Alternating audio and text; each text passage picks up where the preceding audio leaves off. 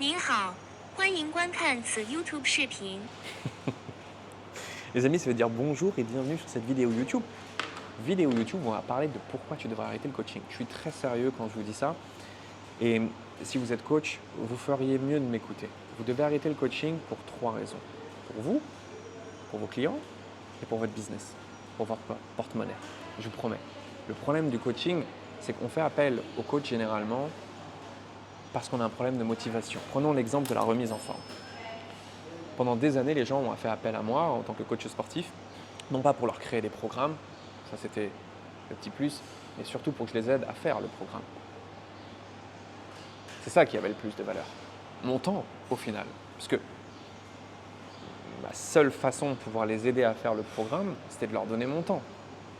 De leur montrer les mouvements et tout le tralala, de les aider sur les exécutions, ça c'est ce qu'on aime se raconter.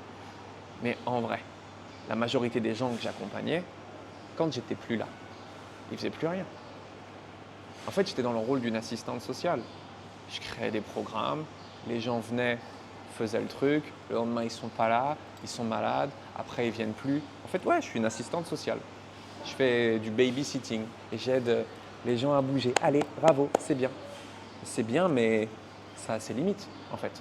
Parce que tu ne peux pas donner de l'énergie comme ça toute ta vie, surtout pour avoir si peu de résultats, et ton temps, il n'est pas scalable. Si ta seule ressource aujourd'hui pour donner du résultat à tes clients, c'est ton temps, il faut absolument que tu sortes de là. Et le seul moyen de sortir du coaching, c'est de devenir un mentor, lancer ton mentorat. C'est-à-dire quoi lancer ton mentorat? Ça veut dire créer des process. Okay, créer un vrai process, pas un programme individualisé pour chaque personne. Non, trouver un avatar client, être capable derrière de leur apporter un résultat précis et de créer un process qui permet à ces gens d'aller chercher le résultat le plus rapidement possible. Voilà, aussi simple que ça. Une fois que tu as créé ce truc-là et que les gens sont capables de suivre ce process sans toi, toi tu viens par-dessus pour faire en sorte que les gens te rendent des comptes et que tu puisses leur faire des feedbacks.